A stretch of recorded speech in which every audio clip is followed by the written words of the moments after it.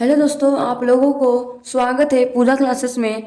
आज हम लोग बात करने वाले हैं प्रश्नावली 15.3 का क्वेश्चन आंसर सॉल्व करेंगे।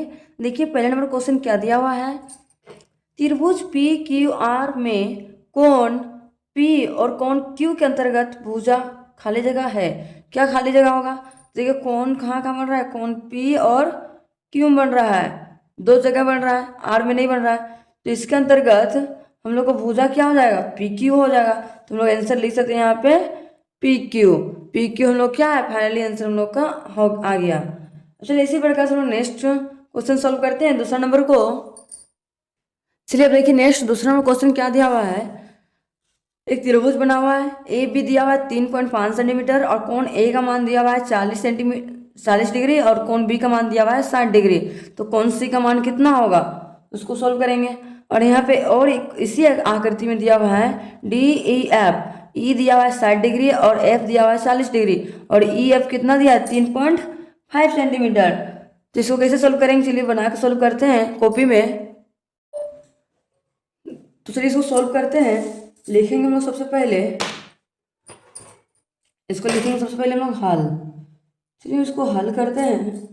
पहले तो चलिए त्रिभुज हम लोग ए बी सी को देख लेते हैं। लिखेंगे त्रिभुज ए बी सी तथा ये कितना डी ई एफ। तो लिखेंगे त्रिभुज डी ई एफ में हो गया। अब चलिए हम लोग लिखते हैं यहाँ पे कोण ए बराबर कितना दिया हुआ है, कोण ए बराबर और यहाँ पे कोण ई, कोण ए और यहाँ पे कोण एफ। एफ को देखिए कितना है, कोण एफ बराबर कितना दिया है, सेम सेम 40 डिग्री। अब कोण बी और ई देखेंगे। लेकिन कोण बी बराबर कोण ई बराबर कितना है 60 डिग्री। तो यहाँ पे लिख दिए। और चलिए ए बी कितना दिया है और ई एफ कितना दिया है, तो लिखेंगे ए बी बराबर ई एफ बराबर कितना दिया है 3.5 सेंटीमीटर दिया हुआ है। इसी तरह तो हम लोग यहाँ पर सब मिल गया। तो हम लोग लिख सकते हैं एक लाइन में, चूंकि त्रिभुज ए बी सी बराबर, इसको क्या बोलते हैं, सर्वासम साइन बोलते हैं, चिन्ह दे के फिर लिखेंगे त्रिभुज डी ई एफ। ये क्या है हम लोग को डी ई एफ, इसको लिखते हैं हम लोग भुजा। लिखेंगे इसको शॉर्टकट में लिख सकते हैं हम लोग ए डैश एस ए। ये मेरा क्या है, फाइनली आंसर हम लोग का आ गया। देखिए दूसरा में दिया है हम लोग को एक समकोण बना है, त्रिभुज है और ये 90 डिग्री दिया हुआ है, 50 डिग्री दिया हुआ है, पी आर दिया हुआ है 3.5 सेंटीमीटर, डी ई एफ है, ई एफ दिया है 3.5 सेंटीमीटर, ई दिया हुआ है 50 डिग्री और डी दिया है 90 डिग्री। तो यहाँ पे क्या बोला, उपयुक्त चित्र में ए डैश एस डैश ए का उपयोग करते हुए बताएं कि कौन सा त्रिभुज के युग्म सर्वासम है। Question mark. सर्वासम की स्थिति में उत्तर को सांकेतिक रूप में लिखिए। इसको लोग कौन सा रूप में लिखने बोला है, सांकेतिक रूप में लिखने के लिए बोला है। चलिए हम लोग लिखते हैं, सॉल्व करेंगे क्वेश्चन कॉपी में। तो लिखेंगे हम लोग सबसे पहले लिखेंगे हल। क्या लिखेंगे, हल। तो चलिए लिखते हैं हल, लिख लिए। एक्चुअली इसको सॉल्व करते हैं। सेम पहला नंबर क्वेश्चन सॉल्व किए, सेम उसी प्रकार से लिखेंगे त्रिभुज पी क्यू आर तथा तथा डी ई त्रिभुज डी ई एफ, त्रिभुज डी ई एफ में कोमा। आगे सॉल्व करेंगे कोण क्यू और कोण डी बराबर कितना है 90 डिग्री। तो यहाँ पे लिखेंगे कोण क्यू बराबर कोण डी बराबर कितना दिया हुआ है 90 डिग्री दिया हुआ है। और पी आर और ई एफ कितना दिया है 3.5 सेंटीमीटर। तो लिखेंगे यहाँ पे पी आर बराबर ई एफ बराबर कितना दिया हुआ है 3.5 सेंटीमीटर। ये तो दिया हुआ पी आर और ई एफ तो मिल गया। और डी भी और क्यू भी मिल गया। आर यहाँ पे 50 है और ई 50, ये तो नहीं मिल रहा है, तो लिखेंगे यहाँ पे कोण आर बराबर कोण एफ, कोण एफ, एक मिनट, आर और क्यू, आर सॉरी क्यू और डी मिल गया, पी आर मिल गया, ई एफ भी मिल गया, तो एफ, यहाँ आर है तो एफ होना चाहिए, एफ मिल रहा है नहीं मिल रहा है, तो यहाँ पे हम लिख सकते हैं कोण एफ बराबर बराबर नहीं है, इसलिए इसको काट देंगे। तो एक लाइन में हम लिख सकते हैं चूंकि कोण पी क्यू आर त्रिभुज पी क्यू आर बराबर तथा त्रिभुज डी ई एफ सर्वासम नहीं है। ये मेरा क्या है, फाइनली आंसर हम लोग को आ गया। अब चलिए इसी प्रकार से नेक्स्ट तीसरा को सोल्व करते हैं। अब देखिए, अब हम लोग को नेक्स्ट आकृति तीसरा में दिया हुआ है, दो को एक ही में बनाया हुआ है, ए बी, यहाँ पे सी छूट गया है, यहाँ सी लिख दीजिए, सी और डी है, 45 डिग्री यहाँ है, यहाँ भी 45 है, 30 यहाँ है, यहाँ भी 30 है, तो इसको हम चलिए कॉपी में सॉल्व करते हैं। चलिए कॉपी में सॉल्व करेंगे। सबसे पहले लिखेंगे हम लोग हल, यहाँ पे लिखेंगे हल। चलिए इसको सॉल्व करेंगे, लिखेंगे त्रिभुज ए बी सी, त्रिभुज ए बी सी, त्रिभुज ए बी सी तथा त्रिभुज ए बी डी में, लेकिन त्रिभुज ए बी डी में कोमा, चलिए लिखते हैं बी ए सी, बी ए सी बराबर ए बी डी बराबर कितना दिया हुआ है, 30 डिग्री। तो लिखेंगे यहाँ पे कोण बी ए सी बराबर कोण ए बी डी बराबर कितना दिया हुआ है, 30 डिग्री। तो यहाँ पे लिख देंगे हम लोग 30 डिग्री। और कोण ए बी सी कितना दिया हुआ है, 45 डिग्री। और बी ए डी कितना दिया है, 45 डिग्री। तो लिखेंगे कोण ए बी सी बराबर कोण बी ए डी बराबर कितना दिया हुआ है, 45 डिग्री।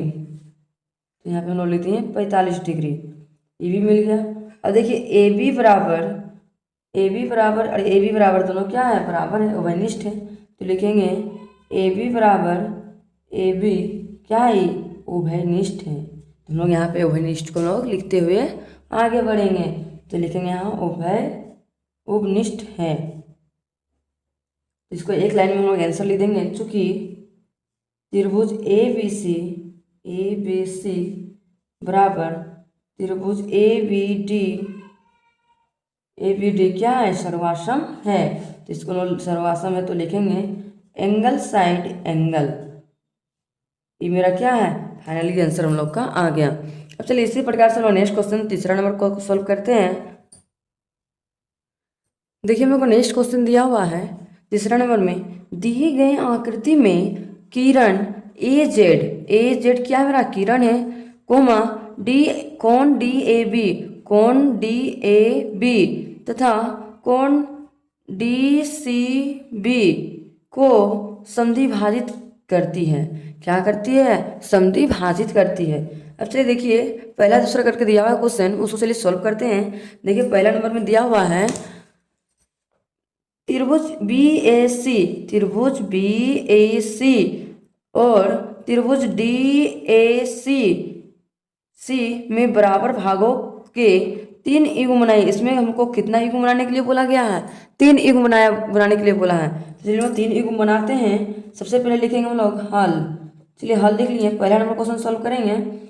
लिखेंगे कोण डी सी ए, लेकिन कोण डी सी ए बराबर कोण बी सी ए, चाहे फिर बी ए सी भी लिख सकते हैं। तो लिखेंगे कोण बी सी ए, एक युग्म बन गया। अब चलिए दूसरा युग्म बनाते हैं हम लोग।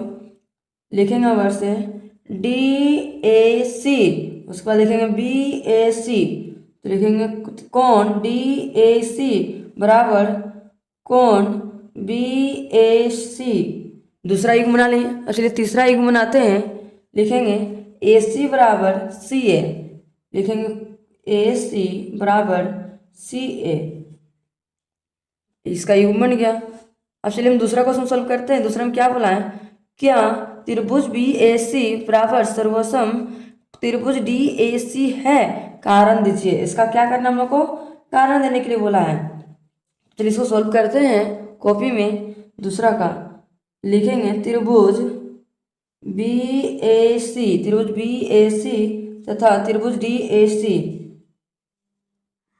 तथा त्रिभुज DAC में कोमा, तो लिखेंगे हम लोग कोण BAC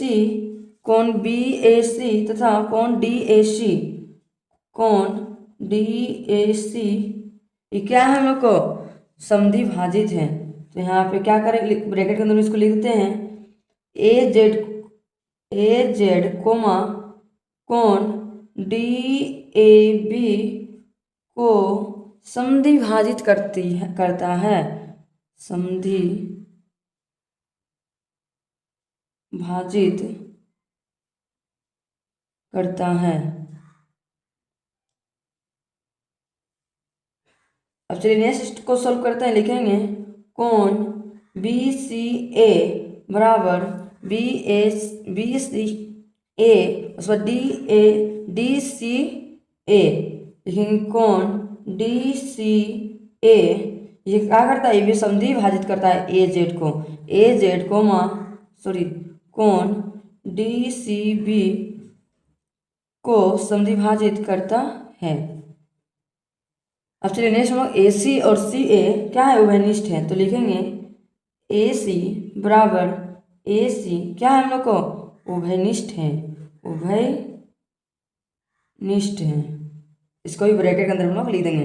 तो हम यहाँ पे एक लाइन में लिख सकते हैं हाँ, लिखेंगे हाँ कोमा त्रिभुज BAC बराबर सर्वासम त्रिभुज DAC क्या है हम लोग को, इसको लिख सकते हैं हम लोग ब्रैकेट के अंदर में एंगल साइड एंगल सर्वासम है, सर्वासमता है।